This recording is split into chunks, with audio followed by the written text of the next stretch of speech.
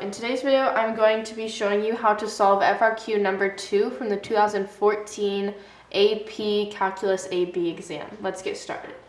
So if you look at the problem, we have the region R, which is enclosed by the graph of f of x equals x to the fourth minus 2.3 x cubed plus 4, and the horizontal line y equals 4, as shown in the picture above. So we have a picture of our region, and we have three parts. So part A is saying find the volume of the solid generated when R, our region, is rotated about the horizontal line y equals -2. So right off the bat, I know that I'm doing a rotation. So I'm just going to do a rough sketch of our graph. So we have y equals 4, and then we have our graph kind of dips down and comes back up. And so we have this point right here, which I can call T. And then we're rotating it about this dotted line, which is y equals -2. So we know that our line that we're rotating it about is underneath our region. So when we go to solve our integral, we know that that's going to help us set up our integral, because we're going to know that we're doing a subtraction problem rather than an addition. So right off the bat, we have our integral, and we need a pi in front of everything just because we're rotating it, and that makes circles, and circles require a pi to find the area of them. So we're doing pi, and then we need our integral is going to be from 0 to this point t, and it's going to be the x value of t. So if you go to your calculator, you can turn it on, and I already have both of our functions graphed in our graphing calculator. So my y1 function is the x to the fourth function, and then my y2 is just y equals 4. So I'm going to go to the graph real quick, and we see that we have an intersection point right here, and obviously that's what I said would be our t value. So in order to find that value, you're going to click center or second, and you're going to click trace, and then you're going to go down to number 5, which says intersect. You're going to click enter, and then they're asking for right and left endpoints to find your intersection. So just find anything to the left of your intersection and press enter, and then go anywhere to the right, and you're going to also press enter. So you press enter again, and the calculator is going to tell you that the intersection point is x equals 2.3 and y equals 4. So we know our point T has the coordinates 2.3 comma 4. So our T value is 2.3. So you can go back into your calculator and you can set 2.3 and store it as T. That's what I'm going to do real quick. Or you could just write 2.3 whenever you go to plug this into your calculator. Either one works, but I figured that storing it as an actual letter is just easier. So if you go back to your problem, you're going to have to do some math to show like what you're adding and subtracting and then squaring to find the actual integral and to find the overall area. So inside the first parentheses, we're going to have our 4, because that's our top outer sum or outer function. So you're going to have 4, and then you're going to subtract our -2. So then after we do this, you're going to have a minus sign, and our next parentheses is going to have f of x, that function value, and then also minus our -2, and then squared. And then at the end, all we need is our dx. So you're going to press math, and you're going to go down to number 9, and you're going to press enter. And so you already have an integral, so you're going to have 0, and then the top integral is going to be our t, or our 2.3. So you can either do alpha t, or you can just type in 2.3. Either one works. And then you're going to add a parentheses because you are having a minus in between, so it just kind of keeps everything more organized. And what I'm going to do is I'm going to do 36 because I already know what 6 squared is.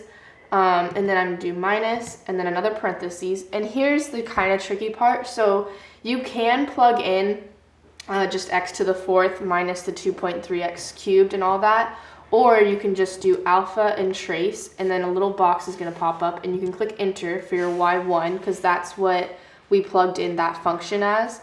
And then you can do your +2, end your parentheses, and square all that, and then go to the end, and all you have to do is dx, and then press enter. So once you come to this step, you can just click center or second and click pi, and then multiplied, and then second and answer, and then click enter, and that's going to give us 98.8678.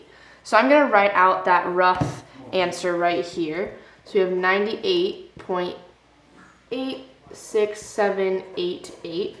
And on the AP exam, they usually want you to round it to 3 decimal points. And so either one of the answers of 80 or 98.867 or 98.868 both work. So that's how you would find the answer for part A.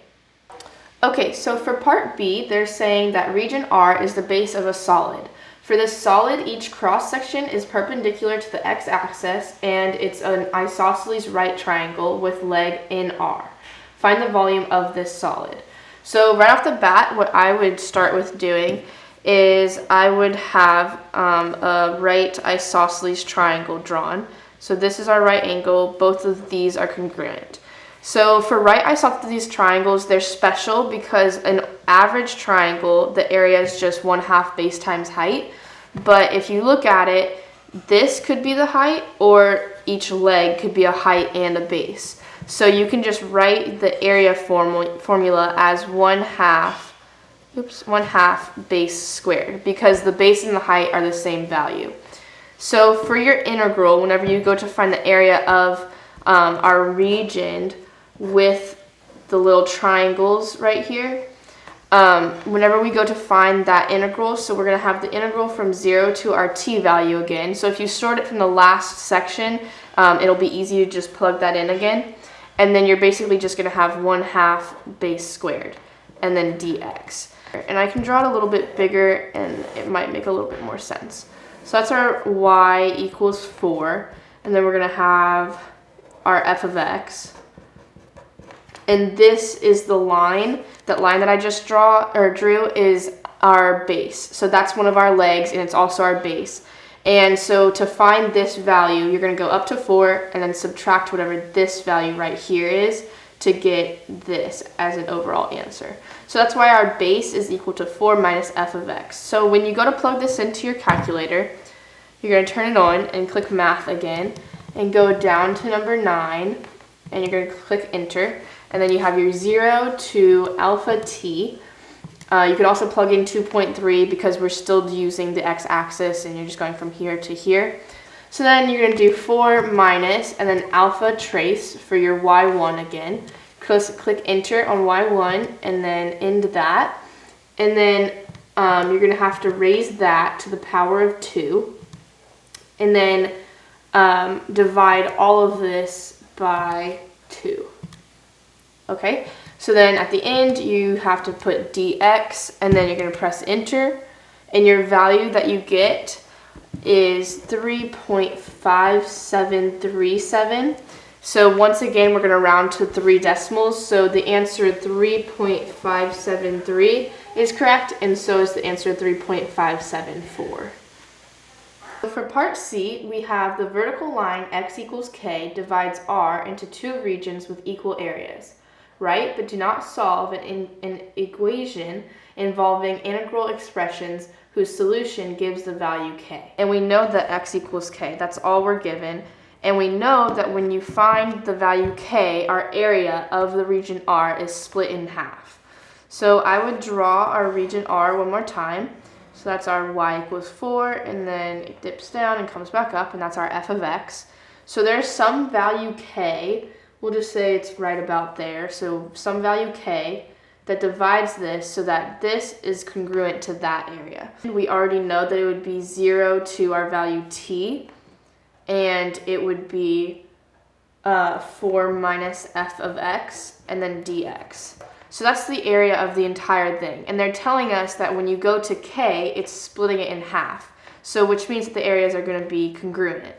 So you can just do, the first one will be 0 to k, and then 4 minus f of x dx is equal to, and then our interval would be from k to our end value t, and then it would just be the same thing, 4 minus f of x, and then dx.